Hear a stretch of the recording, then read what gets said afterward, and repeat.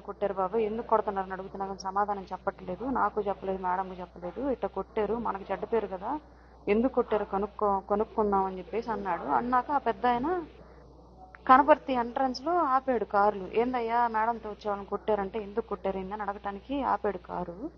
ముందు కారులో ఉన్న వాళ్ళు కాదు కొట్టింది, ఆ కారులో ఉన్న వాళ్ళని ఆయనకి తెలియక ఆ కారులో ఉన్న వాళ్ళని అడుగుతుంటే వాళ్ళు మేం కాదు, కొట్టిన వాళ్ళు వేరే, మమ్మల్ని అడుగుతున్నారు ఏంటని చెప్పేసి మాట్లాడుతూ ఉన్నారు.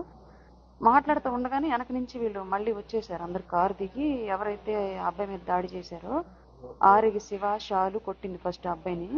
వాళ్ళిద్దరూ పిల్లి రాజేషు, ముత్యాల కళ్యాణం, చిట్టెం ప్రసాద్, చనపతి రాంబాబు వీళ్ళంతా వచ్చారు. ఒక్కసారిగా వచ్చి వాళ్ళ మీదకి చేసుకున్నారు. ఏంటి మమ్మల్ని ఆపి అడుగుతున్నారు, కొడతాం మీకెందుకు అని చెప్పేసి వాళ్ళ మీద దాడి చేశారు. వాళ్ళ మీద జరుగుతుంది, ఇట్లా గొడవ జరుగుతుంది.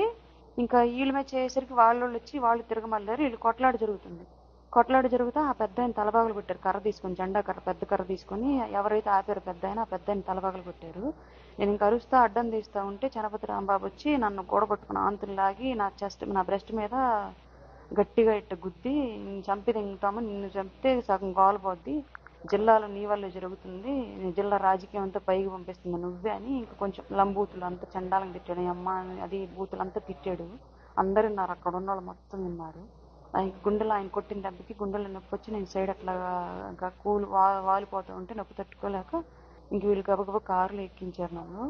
కారులో ఎక్కించినాక కూడా నా కారు చుట్టూ వేరంగం వేస్తా తిరిగాడు చనపతి రాంబాబు. నువ్వు దిగవే బయట, నీ సంగతి తేల్చుకుంటాం మేము, అసలు నీకేం పని, పార్టీలు నువ్వు ఎవరు అని చెప్పేసి ఇష్టం వచ్చినట్టు మాట్లాడుతా కారు చుట్టూ గందరగోళం చేశాడు. వీళ్ళకి నన్ను దించకుండా డైరెక్ట్ ఇంకా హాస్పిటల్కి తీసుకొచ్చారు. నన్ను తలబగలు పుట్టిన ఆయన పెద్ద ఆయన ఎవరైతే ఉన్నారో ఆయన్ని అబ్బాయిని తీసుకొని వచ్చారు కారు ఎక్కించుకొని. అది జరిగింది. చెప్పానండి పార్టీ అధిష్టానానికి, హరిప్రసాద్ గారు, మీడియా హెడ్ హరిప్రసాద్ గారికి చెప్పాను. అలాగే conflict management committee Ajay Kumar గారికి చెప్పాను. ఇద్దరు కళ్యాణ్ గారి దృష్టిలో పెట్టాము, రేపు మాట్లాడతాం ఈ విషయం గురించి, మీరు లీగల్గా వెళ్ళండి, మేమే చేసుకోవడం తప్పు, మీకు న్యాయం జరిగేలాగా మేము చూస్తామని చెప్పారు.